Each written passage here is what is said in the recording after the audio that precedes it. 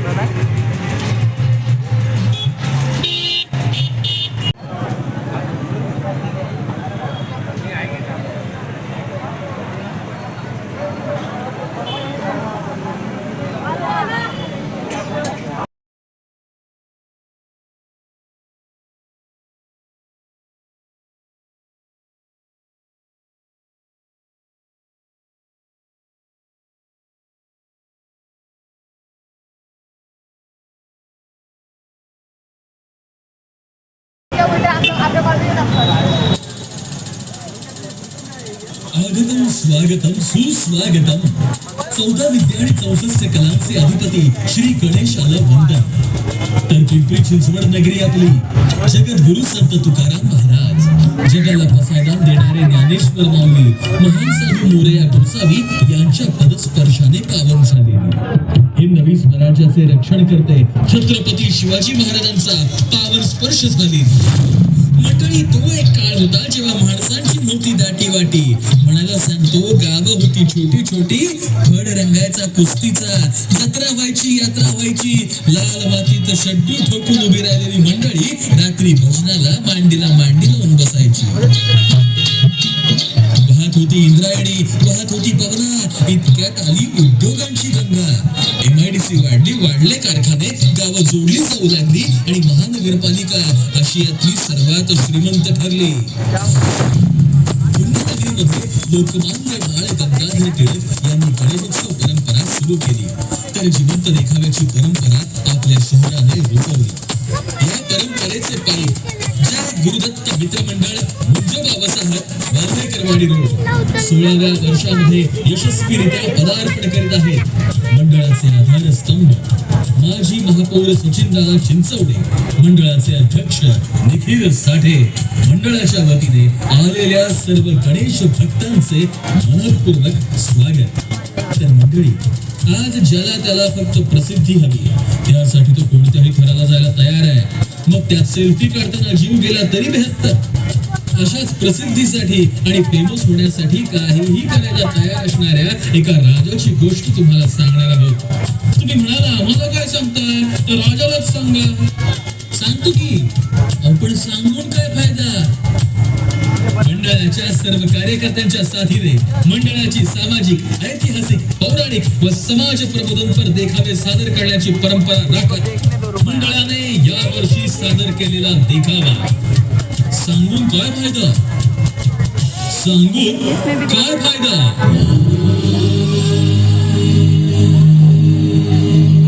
स्वस्ति श्री गणनायकं गजमुखं भोरेश्वरं सिद्धिदं बल्लाळं मुरुडं विनायकमहं चिन्तामणिं देवरं लेण्याद्रिं गिरिजात्मजं सुवरदं विघ्नेश्वरं ओझरं ग्रामेणाङ्गणनामके गणपतिः कुर्यात् सदा मङ्गलम्.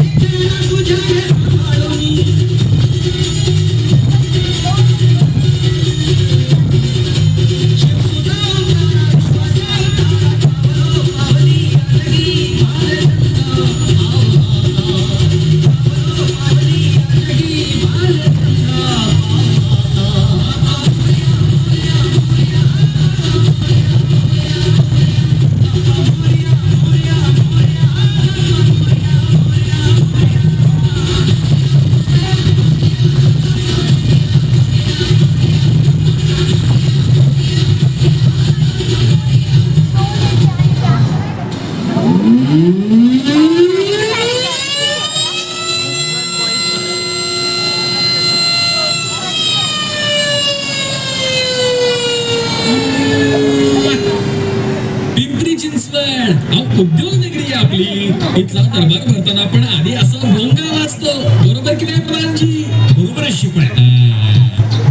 बाद बाद व्हायचा होशियार. जे येणार म्हटलं की वाजतंय टणटण घंटा. आणि ज्यांच्या विरोधावर हसतात संतांनी म्हणतात असे राजांचे राजा. आणि ज्यांचा हे सिरगंडियान राजा असे ऑस्करवाडी राज्याचे प्रमुख राजे धीरेंद्र दरबारमध्ये येत आहेत हो. जंगली रमी पे आओ ना महाराज. महाराज महाराज महाराज कसला विचार करीत आहात? कसला म्हणजे महाराजांना आपल्या राज्याची किती काळजी, किती काळजी. ते आपल्या राज्याच्या विकासाचाच विचार करत असणार. विकास? कोण विकास?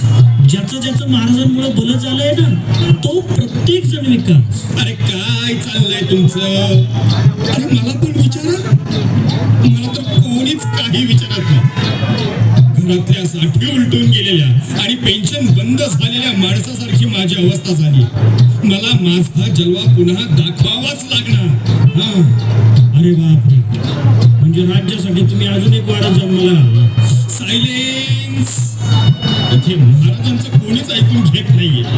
सगळे माझ्याकडे आपल्या समस्या घेऊन येतात. आज मी माझी समस्या घेऊन कोणाकडे जाऊ? मला प्रसिद्ध व्हायचंय, सेलिब्रिटी व्हायचंय, सेलिब्रिटी. अरे अरे काय वेळ आली महाराजांवरती. कोंबडे मारू नका, उपाय सांगा. महाराज हे बघा, तुमच्यासाठी आपण या सगळ्या रील स्टार सोबत बोलत आहोत. या सगळ्यांशी होय महाराज, सध्या हे रील्स का काय तेच सध्याचं पैसे कमवण्याचं मोठं साधन आहे म्हणे. अरे तुला सांगितलं ना, मला फेमस व्हायचंय बस. या रील स्टारची कमाई किती माहितीये का? किती? 12 लाख वर्षाची? एका आठवड्याची. काय सांगतो? ती पण डॉलर मध्ये. आता मला सांग, आपण कुठला रील बनवायचा? मी तयार आहे. हा बोला. अरे अरे, हा असा प्रसिद्धीसाठी रील्स बनवणारा राजा काय कामाचा आहे? एकतरी मोबाईल हातामध्ये आले आणि सगळ्यांची बोंबाबोंब झाली. अनेक जण तर नुसतं कठड्यावर उभं राहून सेल्फी काढायच्या नादात आपला जीव घालवून बसतात. रील्स करणाऱ्या अनेक कलाकारांना तर अश्लीलता महत्वाची वाटते, तर गरजूंना मदत करून नुसते फोटो काढून ते सोशल मीडियावर पोस्ट करण्यातच अनेकांना मज्जा येते.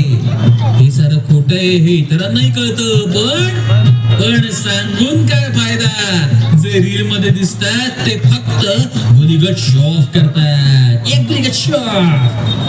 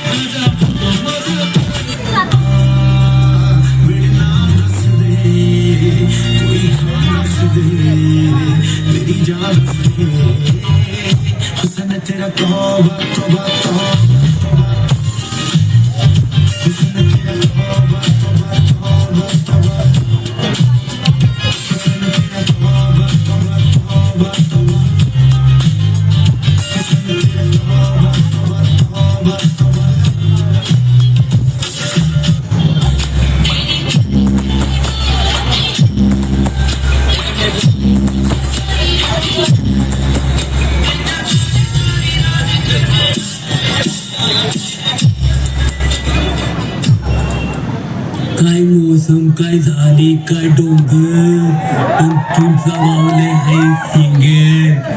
तेव्हा एकतरी पोळगी पटवू दे, एकतरी कटवू दे, नाही ते अमुक टपाट फुटवू दे. माझ्या बच्चाला करतो तुम्ही मिस.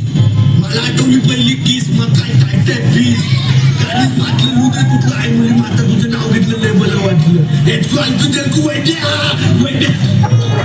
महाराज मी काय म्हणतो, तुम्ही एखादी शॉर्ट फिल्म काढा ना. काय सांगतो? महाराज आणि शॉर्ट फिल्म. महाराज मी तर म्हणतो तुम्ही डायरेक्ट एखादी फिल्मच काढा ना. चित्रपट काढा, चित्रपट. काय म्हणतो तू? हा म्हणजे तुम्ही मस्तपैकी हिरोच्या वडिलांचा रोल करा. मी आणि महाराणी हिरो हिरोईनचा रोल करतो. काय बोलतो तू? सॉरी तुम्ही आणि महाराणी हिरो हिरोईनचा रोल करा. मी हिरोईनच्या वडिलांचा रोल करतो. तू माझ्या वडिलांचा रोल करणार? मी तर म्हणतो तुम्ही वेब सिरीज करा. आपण त्या वेब सिरीजचे सीझनवर सीझन काढू. मी तर म्हणतो प्रत्येक सीझनला एक सीझन काढू. प्रत्येक सीझनला एक सीझन काढू म्हणजे? पावसाळ्यात चिंब भिजलेल्या हिरोईनचा एक सीझन काढू. हिवाळ्यात पण एक सीझन काढू. आता हिवाळा असलेला सीझन म्हणजे त्यात काय काय असेल हे तुम्हाला सांगायला नको. आणि उन्हाळ्यात गावांच्या दारांमध्ये भिजलेली हिरोईन दाखवू. महाराज काय चाललंय काय नक्की तुमचं? अरे काय चाललंय म्हणजे? आम्ही वेब सिरीज काढतोय, तुला पण देऊ एखादा छोटा मोठा रोल. काय द्यायचा? म्हणजे देऊ की एखादा रोल आपण. एखाद्या पेडच्या शेजारचा फ्लावर पॉट किंवा एखादा झाड उभा करू याला. महाराज एका वर्षात 3 सीझन म्हणल्यावर तुम्ही काय फक्त शूटिंगच करत राहणार का काय वर्षभर? प्रोडक्शनचं मी सांभाळतो. महाराज याचा अजिबात ऐकू नका. तुमचा असा मेकअप केलेला चेहरा स्क्रीनवर दिसेल ना तेव्हा जळल सगळ्यांची. आणि तुम्ही तर आता त्या हिरोईन बरोबर मस्त रोमॅन्स करणार. एक जबरदस्त सीन आणि रोमॅन्टिक गाणी असणार त्यात. आता पिक्चर मध्ये आमचे महाराज हिरो म्हणून दिसणार आणि त्यांच्या आजूबाजूला अशा हिरोईन असणार. साले मोहल्ले में आग लगाने अपना मैजिक बरसाने आ गई है कोल्हापुर की बिजली.